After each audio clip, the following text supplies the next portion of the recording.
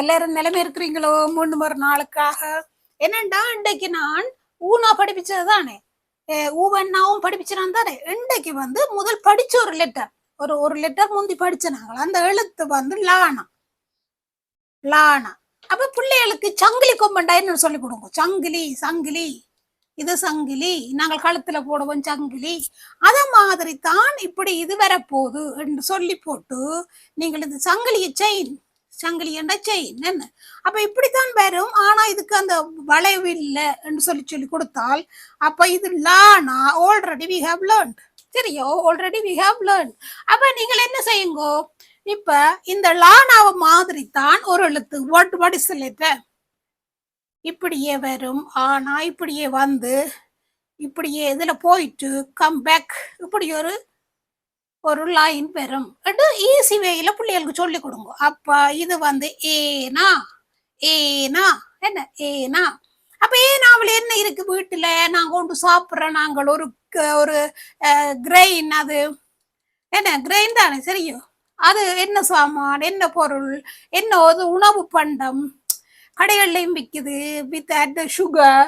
What is this and நீங்கள் கேளுங்க, give a குழு. அப்படி நீங்கள் தரவுகளை கேட்டு கேட்டு கேட்டு அவைய வாயால் இடுங்கோ.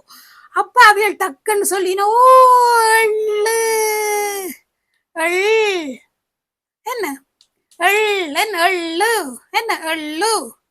எள்ளு. ஆனா நீங்க எள்ளு வந்து நீங்க சொல்லலாம், என்ன எள்ளு பாகு, ஆனா எள்ளுன்னு நீங்க சொல்லி கொடுக்கலாம் என்ன.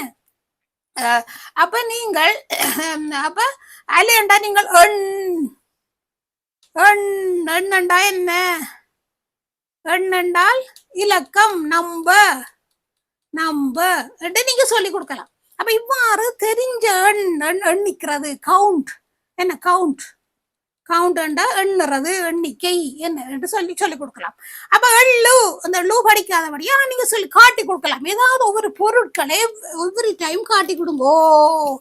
இதுதான் எள்ளு, இங்க பாருங்க எள்ளு, இந்த எள்ளு நான் எல்லாம் போட்டு விட்டது, இதுதான் எள்ளு. ரெண்டு பிள்ளைகளை காட்டி கொடுங்க. இது நாங்க சாப்பிடலாம், சுகரோட சேர்த்து நாங்கள் ஸ்நாக்ஸ் செய்யலாம். இங்க பாருங்க இப்படியும் சாப்பிடலாம்.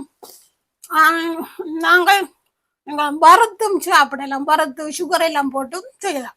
அப்ப இப்படி பிள்ளைகளுக்கு இப்படி ஒன்றை சொல்லி காட்டி செய்து காட்டினீங்கன்னா பிள்ளைகள் இலகுவாக அறிஞ்சு கொள்ளுங்கள். அந்த வார்த்தையை மறக்க மாட்டேன், காட்டினா மறக்க மாட்டேன். Okay, take care. See you next week.